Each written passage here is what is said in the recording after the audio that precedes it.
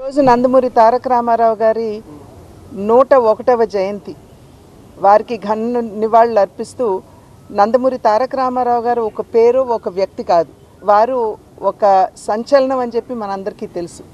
ఏ రంగంలో కాలు పెట్టినా కూడా ప్రపంచనాన్ని సృష్టించినటువంటి మహనీయులు వారు. చలనచిత్ర రంగంలో 320 సినిమాలకు పైగా వారు నటించి రాజు నుండి నిరుపేద వరకు, దేవుడు నుండి రాక్షసుడి వరకు, నాయకుడి నుండి ప్రతి నాయకుడి వరకు ప్రతి పాత్రలో జీవించి ఈరోజు తెలుగు ప్రేక్షకుల హృదయాల్లో చెరగని ముద్ర వేసినటువంటి వారు. అదేవిధంగా వారు రాజకీయంలోకి వచ్చిన తర్వాత, ప్రజా ప్రస్థానంలోకి అడుగుపెట్టిన తర్వాత రాజకీయాలు కేవలం అధికారాన్ని ప్రాప్తించడానికి మాత్రమే కాదు, ఆ అధికారాన్ని సేవా మాధ్యమంగా ఏ విధంగా వినియోగించుకోవచ్చో అనేక సంక్షేమ పథకాల్ని ప్రవేశపెట్టి ప్రజలకి నిజంగా రాజకీయాలకి ఒక సరికొత్త నిర్వచనాన్ని పలికినటువంటి మహనీయులు వారు.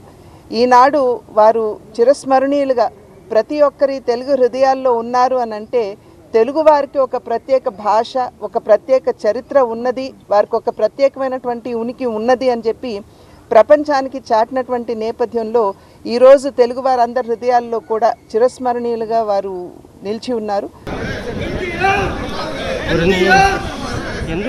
ఈరోజు నందమూరి తారక రామారావు గారి 101వ జయంతి వారికి ఘన నివాళులు అర్పిస్తూ నందమూరి తారక రామారావు గారు ఒక పేరు ఒక వ్యక్తి కాదు, వారు ఒక సంచలనం అని చెప్పి మనందరికీ తెలుసు. ఏ రంగంలో కాలు పెట్టినా కూడా ప్రపంచనాన్ని సృష్టించినటువంటి మహనీయులు వారు. చలనచిత్ర రంగంలో 320 సినిమాలకు పైగా వారు నటించి రాజు నుండి నిరుపేద వరకు, దేవుడు నుండి రాక్షసుడి వరకు, నాయకుడి నుండి ప్రతి నాయకుడి వరకు ప్రతి పాత్రలో జీవించి ఈరోజు తెలుగు ప్రేక్షకుల హృదయాల్లో చెరగని ముద్ర వేసినటువంటి వారు.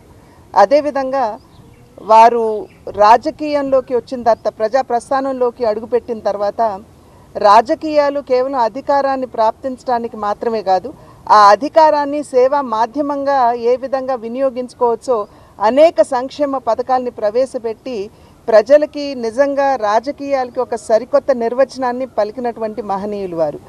ఈనాడు వారు చిరస్మరణీయులుగా ప్రతి ఒక్కరి తెలుగు హృదయాల్లో ఉన్నారు అని అంటే తెలుగు వారికి ఒక ప్రత్యేక భాష, ఒక ప్రత్యేక చరిత్ర ఉన్నది, వారికి ఒక ప్రత్యేకమైనటువంటి ఉనికి ఉన్నది అని చెప్పి ప్రపంచానికి చాటినటువంటి నేపథ్యంలో ఈరోజు తెలుగు వారందరి హృదయాల్లో కూడా చిరస్మరణీయులుగా వారు నిలిచి ఉన్నారు.